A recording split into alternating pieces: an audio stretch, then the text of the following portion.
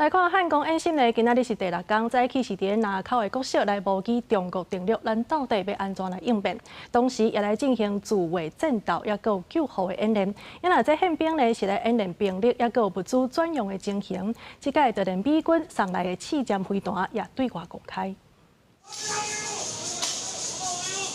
后备部队创在校园的树林内底接到敌军来袭，马上操作105榴炮准备接战。紧张了操纵火炮流程，4门炮同时开炮。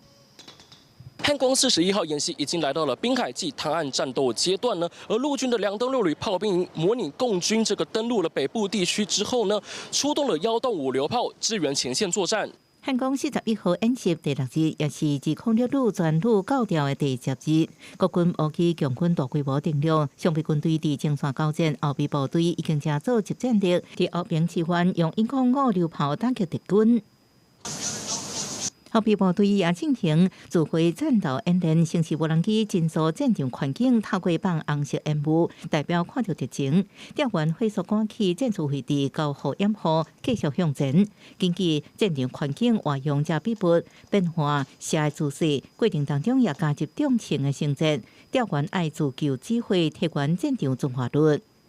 我这次也是第一次经历14天，加上演习期间的教招，所以这一次的训练规模会比以往的来的有些复杂。临兵中弹之后，要知道说自己怎么去做包扎，以及临兵怎么去做掩护，然后这样保存战时最高的兵力。这一次教招中所更新的一个射击姿势的变换，那在这个障碍物的部分会采取跪姿、卧姿以及立姿的射击。